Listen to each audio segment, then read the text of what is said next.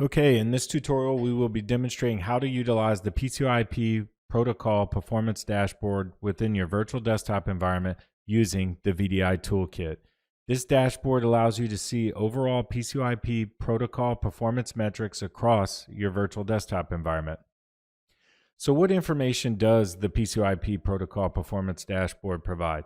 Well, it provides information on daily average PCoIP protocol metrics, average PCoIP protocol breakdown by hour metrics, day, week, month, and quarter average PCoIP protocol metrics, highest 5 average PCoIP protocol metrics, and lowest 5 PCoIP protocol metrics. So let's go over some definitions first. So we have frames per second, which is the frame rate measured in frames per second. We have round trip latency is the time in milliseconds for round trip time from the client to the virtual desktop. We have RX packet loss percent, which is the percentage of received packets lost during the sampling period. We have TX packet loss percent, which is the percentage of transmitted packets lost during the sampling period.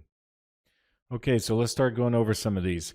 So the daily average PCoIP protocol metrics provide information on daily average frames per second, daily average round trip latency, daily average RX packet loss, and daily average TX packet loss. This allows you to identify trends within your environment, helping you identify when performance changes have occurred in your environment or degraded.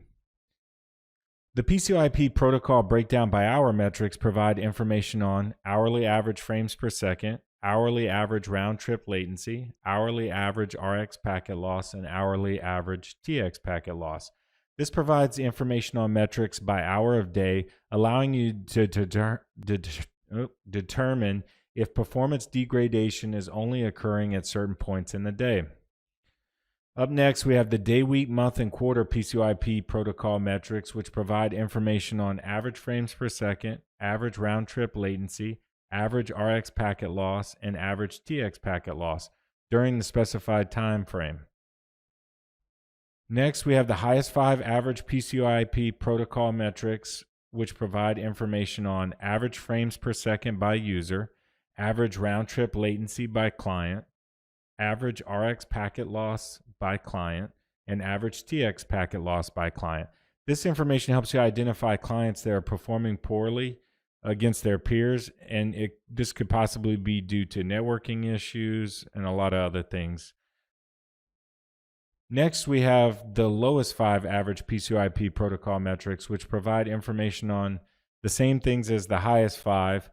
It's the lowest item. So these are your best performers. So this helps you identify your best performers so you can use them as a cross-reference to determine why, so you can possibly help or improve your worst performers. So next, let's talk about why our charts are ugly. And that's really just a joke, and it's a strong term, and we don't think our charts are ugly. We actually take pride in them. So let me elaborate by what I mean when I say that. First, we believe that data should be represented as it presents itself and should be unadulterated. So what does that mean exactly? Well, it means we use no smoothing algorithms on our charts, such as rolling moving averages, etc. Many other companies, when providing charts, are so worried about making them pretty, they modify the data with smoothing algorithms to make them pretty. You are in essence not seeing a true representation of the data when such algorithms are used. This can lead to thinking there isn't a problem when there actually is one. So we choose to focus on a true representation of data versus a pretty representation of data.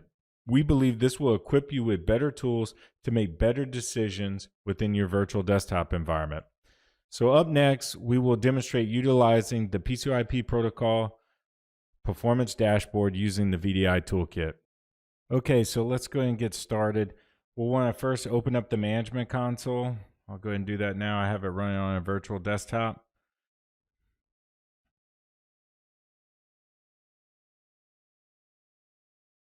Once open, I'm going to go ahead and expand it.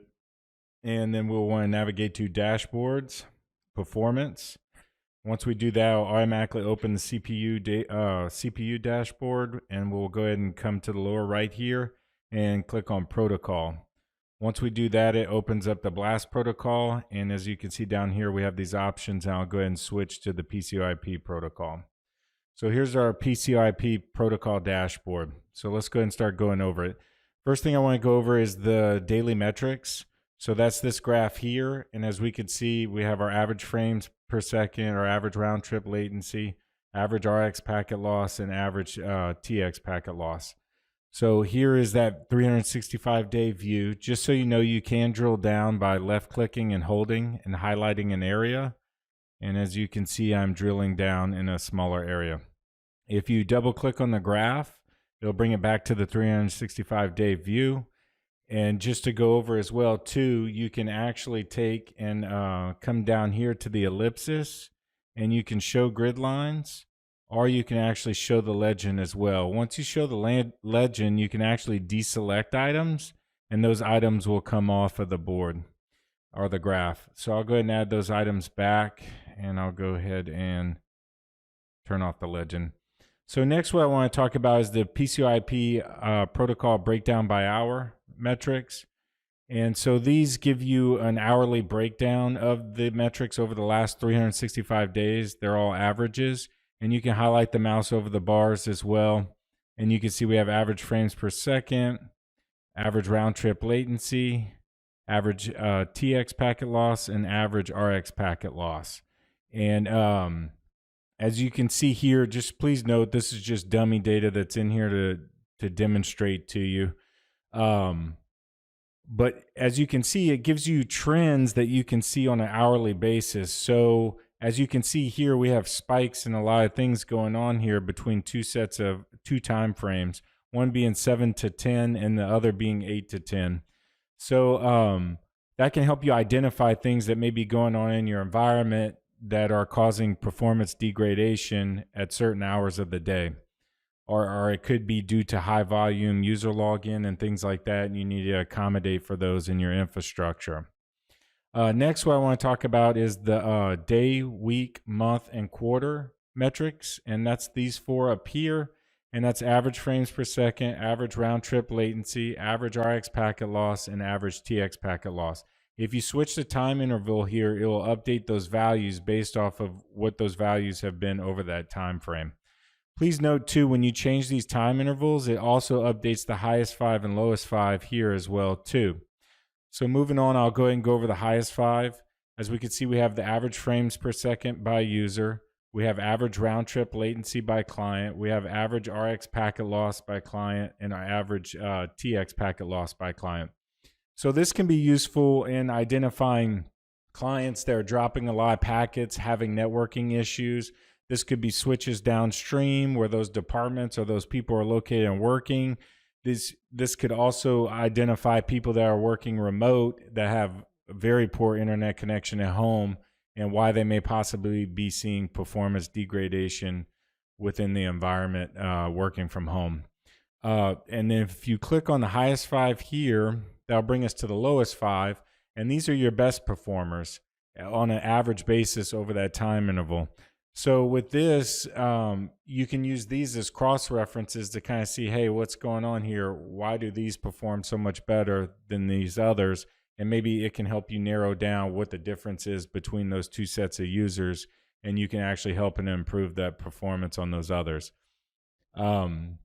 Lastly, what I want to talk about too is with any of the dashboards, you can print the dashboards.